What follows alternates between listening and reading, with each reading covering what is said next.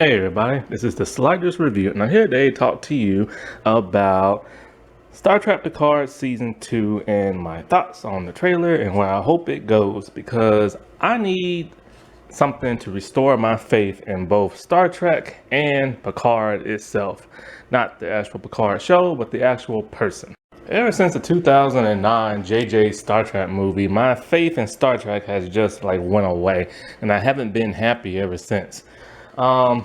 Technically, Nemesis wasn't no great movie, but I can still rock and roll to it. Ever since the JJ movie, I just haven't been happy. I haven't been happy with this alternate timeline. I haven't been happy with all these changes they made. I haven't been happy with all the dark tones they've been taking, and the reason for that is because New Trek isn't for old Star Trek fans. It's for people who are not Star Trek fans, to get them in, to get their money and stuff like that, and also take the money of actual Star Trek fans. I guess they decided the regular fan base just wasn't enough. You had to add in new people, but that's something a lot of franchises do. They try to change things around to bring in a new audience and stuff like that. I get it, but I don't want it. Star Trek has always been for us geeky people, people who love science, people who love sci-fi, people who love adventure, people who got picked on as poop. I've been watching Star Trek ever since the 80s, so I've been a little boy since I've been watching Star Trek. Because you just don't catch too many jocks, models, cheerleaders, singers, people, I guess you could call them the cool kids or whatever. You don't catch too many of them watching sci-fi type stuff, They hate sci-fi. I remember Disney Channel had came up with a reboot of Bug Juice. Bug Juice is just a reality show where kids go to camp. I watched it back when I was a teenager, the original first 3 seasons of it, but then they rebooted it. But then I was curious a couple of years ago. I'm just will this hold up to the former Bug Juice? And yes, it does. It's just as good as the old one. And with the new one, they had a girl who went to camp named either Izzy or Lizzie. I can't remember which one her name is. And she said that she's a huge Star Trek fan of the older Star Trek stuff. Now, by the time she said that, yes, Star Trek Discovery was out and everything. But she said she's a huge fan of the older stuff because her dad got her into that. And when you see the Izzy character, she's kind of a slash between a geeky person and kind of a cool kid. Where it's she's cool in her own realm of group of people type thing, Because she likes to be out there and expressive and stuff because, she likes theater and stuff. So she's very out there, which causes her to have that cool factor to her. But, she is also kind of not the stuck-up type brute that most people were and are in that camp and stuff. So it's Star Trek is very much for the geeky people. When they said they were coming out with season 2, and when they said they was coming out with Q and Guinan returning, I just thought to myself, awesome, this is kind of cool, but what exactly are they going to do? So then, of course, you start thinking about their past episodes and stuff like that. And one thing that always came to my mind was time travel, mainly the series finale of TNG, All Good Things. That dealt with time travel. So I was really hoping that this new series would not have time travel elements in it and stuff like that. I want this to be Q protecting humanity and teaching Picard a lesson. That's something that's always happened in the past TNG episodes. Because I hate season 1 of Star Trek Picard. I hate everything about it. I hate how modern it is. I don't like none of the characters. I don't like the plot. I don't like nothing about it. I don't like how they made Picard into a feeble old man. I'm okay with him running up a flight of stairs and getting winded because of his age and the character's age. I'm okay with that. I'm not okay with him not being able to pilot a shuttle because he don't know the new configuration of the tactile interface. That's just pathetic in my opinion. Because we've seen older people in Star Trek before and they pretty spry, you know what I'm saying? It's because they have a great healthcare, which is basically they just get free healthcare. Why? Because there is no money in the 24th century of Earth. You get that, Star Trek CBS? Stop trying to say there's money in the 24th century. Stop saying that, because there's not. Even Picard himself said there's not. Troy said there's not. They even said it in the first Contact movie, both of them characters. All right, Kurtzman, there is no money on Earth in Star Trek. Now, technically, money still exists in the galaxy, and technically, money is reserved in a bank on Earth. And yeah, when they go to a foreign planet that's not part of the Federation, and they have to buy crap, They are able then to use money for currency because they don't trade and stuff like that. But there is no stinking money in Star Trek. Stop saying there is. But then yeah, when I saw the trailer and I saw Q, and it appears there's time travel elements that's gonna alter reality. And I was just like, oh man, like we just had time travel in Star Trek Discovery Season 3. And then not only that, but because of Star Trek Discovery Season 3, we know that for the most part, for many centuries, because that's okay, that setting is in I think the 32nd century. So we know for many centuries, the universe is a-okay. Starfleet is okay. We saw many variations of Starfleet uniforms to let you know, hey, everything's okay. Even when the burn happened, things were still okay, even though they was in disarray, but everything was still okay. And then after Burnham saved the universe for like the millionth time, everything is okay. So what is really the point in having a time travel centric alternate reality season of Picard Season 2 if we know everything's gonna be alright? What if somehow somebody from the Burnham show, the Discovery show, what if somebody goes back in time and screw things up? Then that will be okay, because then we don't know what's going to happen. But time travel is outlawed, we know, in the 32nd century. Or what if this is like all good things, where it's like there's some type of time travel shenanigan phenomenon and it's bigger in the past, but it's tinier in the future. So that could be a possibility, you know? But I'm really hoping this would be like a life lesson taught to Picard, or something he's struggling with and Q has to help him out, similar to Tapestry. Or it could be like, well, yeah, pretty much just like, oh, he just saves the universe, like he always does. And he always helps Picard save the universe. He helped Picard save the universe and Q when he introduced the Alpha Quadrant, or better yet, he introduced the Federation to the Borg. Without that one interaction, the Borg would have conquered the Alpha, Delta, Beta, and Gamma Quadrant. Because, like I said before, Federation helped defeat the Borg and the Alpha Quadrant every time they kept trying to assimilate it. And then when Voyager got flung all the way to like the Delta Quadrant, they helped take care of the Borg over there and then get rid of the Borg all in general. So it's like without that, the entire universe would have been assimilated. And all good things, like, you know, something happened that I think Picard did something, or something happened to some kind of space phenomenon. Picard tried to stop it. And by trying to stop it the way he tried to stop it, it made things worse. And somehow, because it had time travel elements to it, it was small, like I said, in the future, like far in the future, but ginormous in the beginning of time and stuff like that. Also, I don't want time travel to be a factor because for the longest part, I love time travel episodes and shows and movies, but for the longest time in Star Trek, time travel, you know, they always played around with that.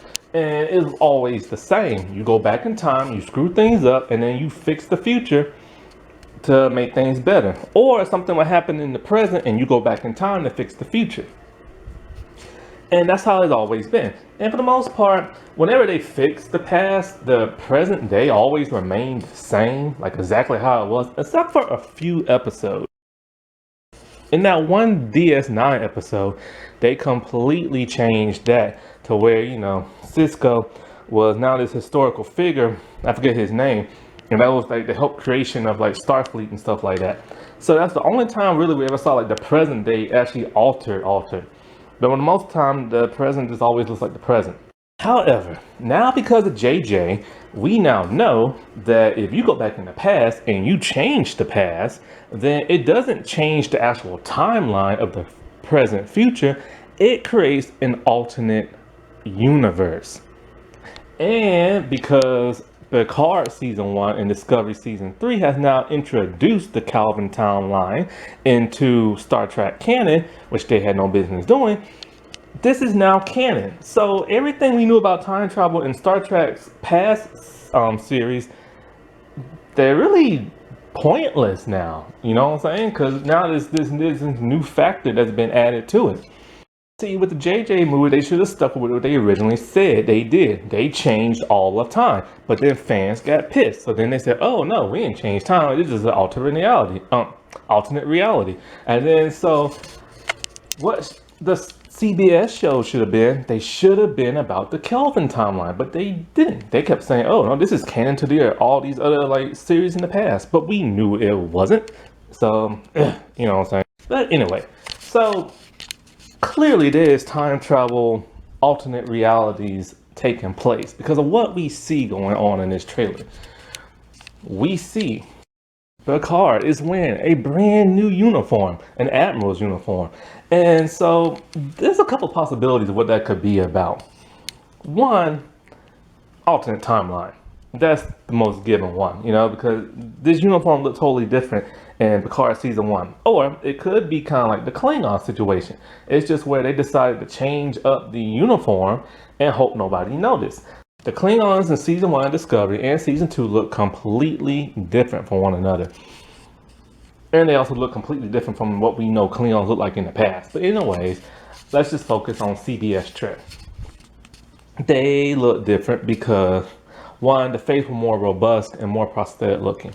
In season 2, they added hair and they changed the cranial ridges of the face. They made them less prosthetic looking, they made them less robust. They streamlined it a little bit. The kind of matching tone of somewhat the older ones, but still keep their style. You know, people could tell if you put them up side by side of the same character, and it's like, okay, her face has changed for some bizarre reason. So it could be that with the uniform. It's just they wanted to change stuff around and just hope nobody would notice. Because one thing that was always kind of weird fans felt is why in Star Trek Picard season 1, when he was still in Starfleet, why create another brand new uniform just to replace, I mean, just to keep the same comm badge? You know what I'm saying? That didn't make no sense. I wanted them to have like a new comm badge when they was in those new cool looking uniforms. Because now, because Lower Decks, we now know once again, because this crappy show is canon, we now know that the uniforms and the comm badges have changed once again. And Lower Decks took place somewhere in the DS9 post Nemesis era. So yeah, it doesn't make no sense for them to have this type of uniform in this timeline and this comm badge just for them to go back to the other comm badge. See, it's the same people making all these shows, so how are they screwing up their own continuity? But yeah, I just think they changed the uniform to make it look a little bit more different, look more like an admiral's uniform, and they changed the comm badge to make it more in line with the Star Trek Picard comm badge. Because we've seen this happen before with admiral's uniforms in the past. The TNG admiral's uniform, the latest, like the last version, because they had so many versions, but the last version was shown on TNG, it was shown in Voyager, and it was shown for the first couple of seasons of DS9. So they will keep the same admiral's uniform for, like, you know, other shows, and, you know, just change up the comm badge and stuff. So this is either a flashback or this is current day with him rejoining Starfleet, him and Raffi. But I don't see Raffi rejoining Starfleet because she's now like a druggie and stuff. But who knows? Maybe after saving the universe from those robotic people from another dimension, maybe they decide to reinstate them. You know, I mean, it happens. I mean, Wesley got reinstated and he pretty much betrayed the Federation and stuff. And so did like a whole lot of the Voyager crew that was Maquis. So, you know, it's possible that they rejoined, and, you know, this scene right here is just like present day or something like that. Also, the reason why I think it might be present day or a flashback is because we see now in this alternate reality, there are new comm badges and new uniforms. It's very reminiscent of old school TOS and Discovery, with the Delta just being like just the Delta itself and no background. There's some stuff in the middle that indicates like rank. So yeah, so it's kind of like if this was an alternate future, or I mean alternate reality, if it was like an alternate reality, why wouldn't he be wearing those new comm badges that Rios is now wearing? So, you know, this is why I think this is present day or a flash. Then again, it can't be present day, because remember the Admiral's uniform, remember that Admiral that cussed Jean-Luc out? She was wearing like a modern day Starfleet uniform and stuff that was slightly, that was in that present timeline. So maybe it's just a flashback. It has to be a flashback, or it's a flashback of an alternate reality. It could be that. Yeah, it could be a flashback of the alternate reality and stuff. However, they all seem to be aware of what's like going on, which that kind of is a little bit of a bummer. Well, actually, no, it's kind of not, because I liked all good things, but only Picard knew, and everybody else was kind of clueless. So that would be kind of like crappy if they retread on that. So yeah, I kind of do like the fact that they all know about it. However, the only problem is, how do they all know about it? Is it Q? Who knows? You know what I'm saying? It made sense for Guinan to know, because Guinan has a perspective of outside space and time, so it would make sense for her to know about this alternate reality, because that's what happened in Yesterday Enterprise, which we did not see her at all in this trailer. And Whoopi Goldberg's only supposed to have a guest starring role, so we don't know how many roles that is, but it's curious to know what exactly they're going to do with her. Personally, I always felt that when I heard Whoopi was going to be in this, and knowing that Jean-Luc is now some kind of golem robot thing, I felt like it should have been her trying to console him, because he's having a hard time dealing with that, Like, how do you go from being one of the greatest men in the world to now just a robot, with all the memories of that great man? So it could have been great if she's consoling him about that. Now, as for Q, it could be great if this is like Tapestry, where it's kind of like Jean-Luc is having a hard time adjusting to life, and Q is kind of like, trying to help him also get through that, like, stress and and disorder that he's having, being like a robot person now. And maybe Q himself created this alternate reality.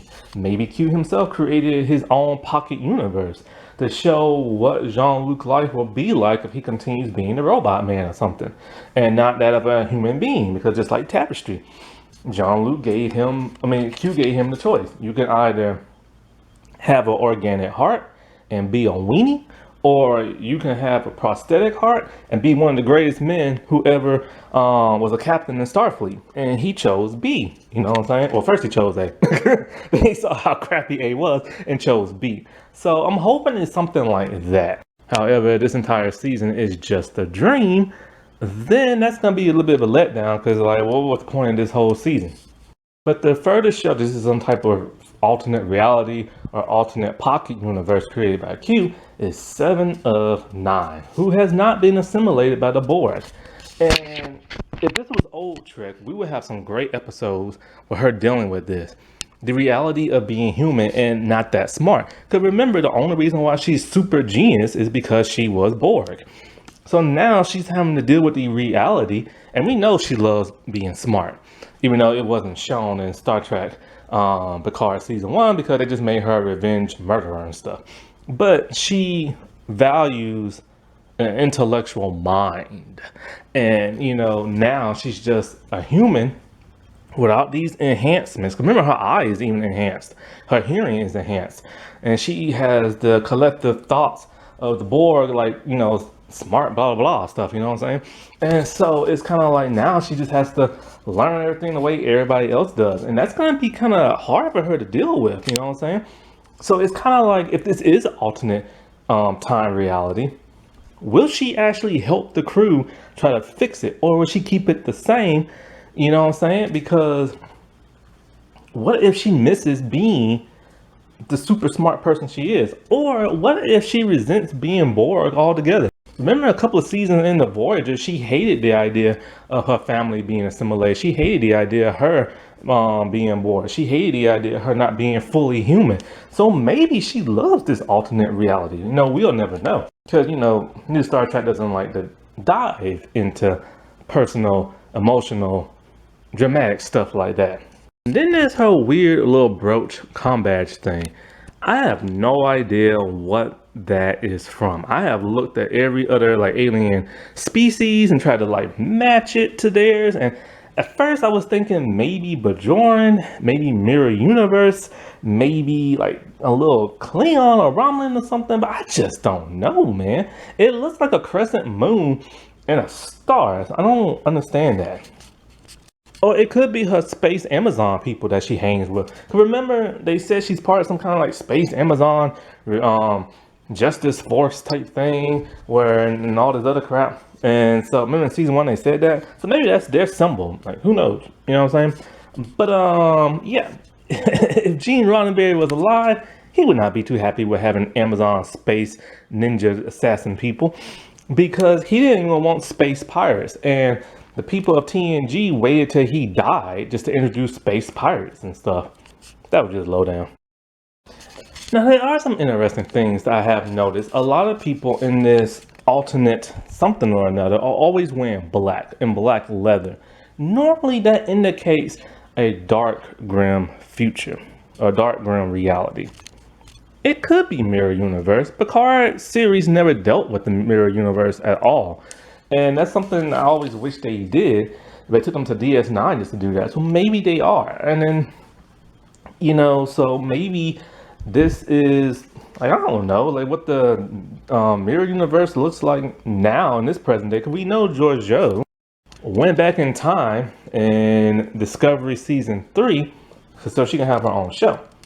Maybe she's messing around with the timeline by mistake because she's in the past now and she's altering stuff.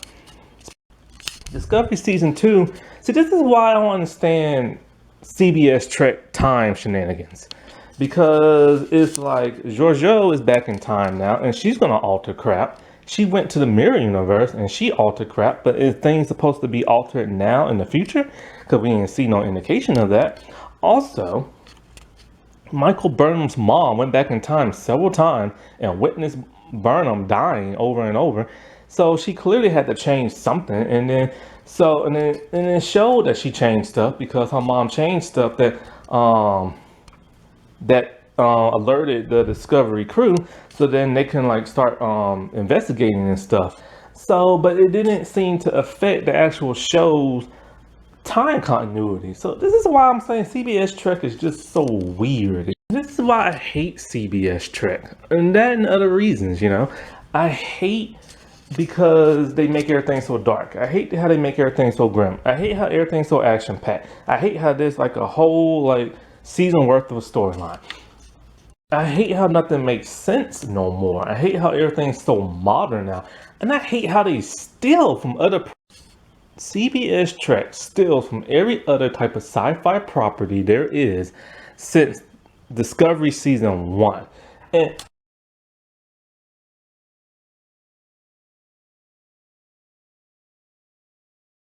alrighty, well, I'll talk to y'all later. Bye.